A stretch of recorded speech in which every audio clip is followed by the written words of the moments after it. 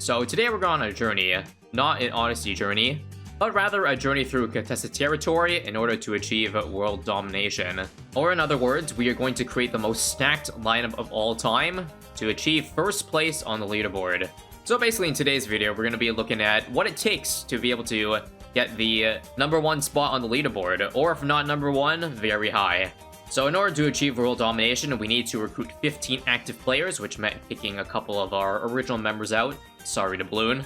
But yeah, so far Uncontested has only gotten top 25 in most of the events.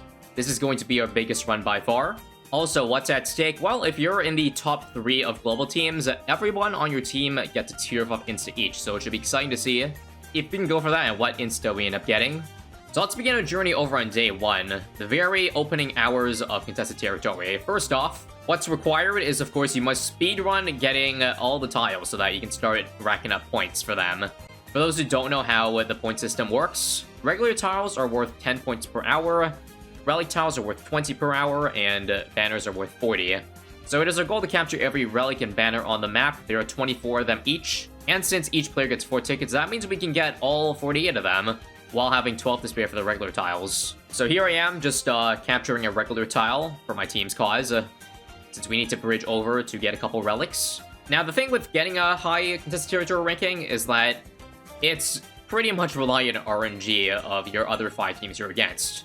Basically, you want them to be as inactive as possible, which is kind of hard, especially for a team like us, because apparently there's matchmaking in this game, so it tries to pair you up with similar active teams.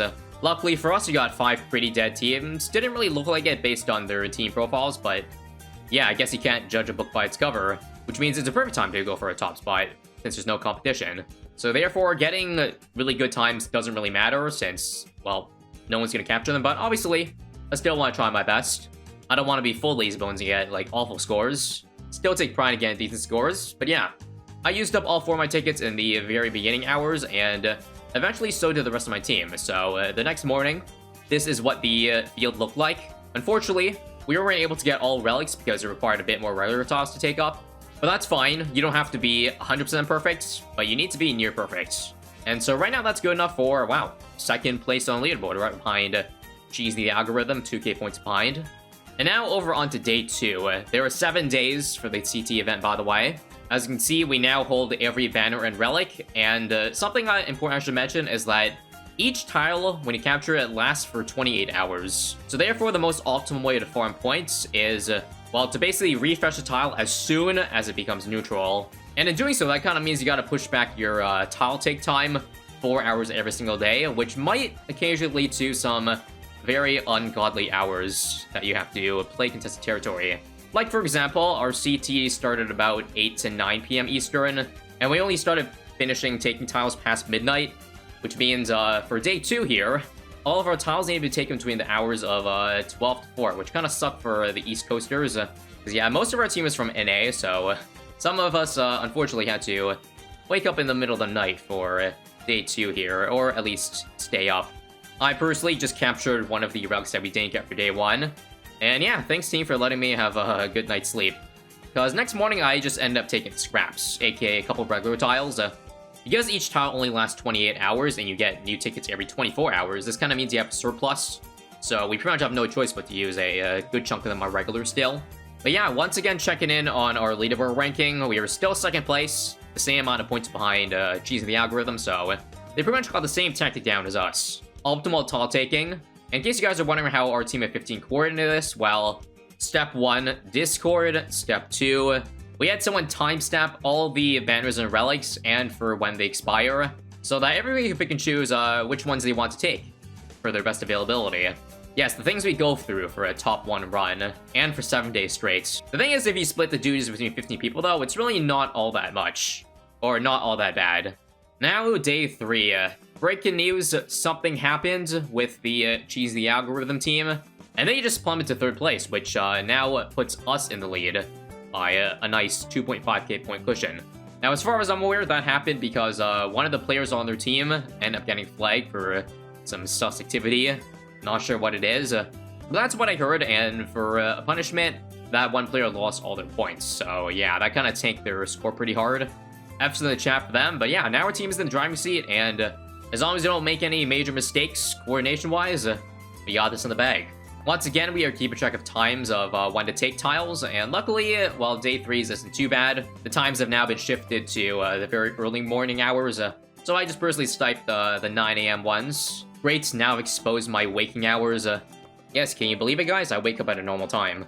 Anyways, the tiles I personally took for myself were, I would say, pretty fun ones. We got a cornfield race, we got a Bloon Aries boss insta-kill, or close to insta-kill with tax and improvements. And we got another race. Can you tell the pattern that I kind of prefer races? Sure helps us consent every round at once, so you don't have to wait for 90 rounds at least cash or at least tiers tile. But yeah, our lead now has still stayed steady. 3,000 points over number 2. And also important is our lead over number 4, so we can guarantee that tier 5, 4.5 points above Juan, who is, I should note, a very scary team with 5 first place finishes out of 6. And with their 6th one being 3rd place. So don't count them out, they could overpush any moment now. Day 4, looks like at this point all the other teams got completely eradicated, and not a single one of them is holding any tiles. So now it's just us, all alone, which is a good thing of course. And as you can see, we are still maintaining our around 2.5k point lead. Pretty good, more the same as recent days. The tile expiry times were very friendly for this day, most of them expiring around the early afternoon. So yeah, just to make things a bit easier too, we decided to automate this tile expiry system, aka advanced time tracking. Thanks team for setting it up. Pretty convenient. And now for day 5, how do the leaderboards look like? Well, as you can see, once again, our lead is still maintained, still around the 2.53k point mark, but take a look at the 3rd place team, 1. They are slowly rising up the ranks. Soon to jump into number 2 and maybe a shot at number 1, so we still gotta stay vigilant. Maintain that score upkeep. Once again, very, very reasonable tile expiry times, somewhere around the midday. And personally for me today, I decided to capture a couple of these race tiles. You see how precise I'm being. I'm literally waiting to the exact second it becomes neutral to finish it right off the bat. In fact, if I want to save more time, I could jump into it like 1 minute before it expires, so I leave even less downtime. But it doesn't really make too much of a difference, as long as you're there for like the initial, say, up to an hour after expiry. So nothing else too important to write home about for day 5. Now for day 6. This is where the strategy starts to slightly deviate from the previous days. But before that, take a look at our current lead, and would you look at that? It has increased. Almost 4,000 points above Juan, who has now leapfrogged in the 2nd. So they might be climbing the ranks, but they're still further and further away from us, uncontested. But yeah, as I was saying, today is where the strategy deviates for several players. Because the problem is that the tile expiry times, a good chunk of them actually roll over to the next reset, aka day 7. So therefore, there aren't enough tiles for everybody to go around, banners and relics. And so that meant a good chunk of us were delegated to regular tile duty, and I figured I could be one to do that job. In fact, it's probably better that way, because regulars are so much easier than banners and relics that they're so much less time-consuming and much more chill. So they got that going for us at the expense of maybe a high global player ranking. But yeah, that doesn't really matter. And yeah, because of the fact that some banners and relics roll over to the next day, that means you see that today, the map is starting to get a little more filled out. And our points per hour is starting to get up there. Getting close to 1,700. When you saw early in the event, we were hovering around 1,500 to 1,600. But yeah, if you thought 1.7k per hour was high, wait till you see day 7. The final day, guys, the final 24 hours. And here is what the leaderboard looks like. 1 at 224k, uncontested 229. So not only maintaining the lead, but stretching out even more. Looks good for us, but I can't stress enough it ain't over till it's over.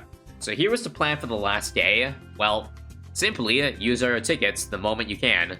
Because you don't want to be sitting around for it, because the event lasts less time now than the amount of points you can get maximum for holding a tile. So it's important for every member of our team to be on the moment they got their 4 tickets back. And yeah, I just personally took a couple regular tiles, as well as a couple of relics that nobody needs to recapture for day 6, because the 28-hour hold time flew right over that day. So I'm just here to recapture a couple of them, even though, you know, they haven't fully expired yet. And yeah, if you want to see how the board looks like at its absolute peak, then here you go. This is after almost all of the members recaptured relics or banners and or used all their regulars for the day. And look how glorious that map looks. I bet that's how a lot of people expected CT to look like. take a look at our points per hour, 2,040, and the amount of tiles held, over 100, 60 of them being regular. And yeah, at this point, there's nothing to do but to wait and see how the leaderboard looks once the timer hits 0. And well, here we go. With 1 hour left, looks like we are still in the lead, with a score that pretty much mathematically seals us now as the #1 spot. So GG's to all the other teams, and now let's see what rewards we get now that the event is ended. Should actually show our tier 5 right as we press next, so here we go. Well, thanks for watching, see you guys next time.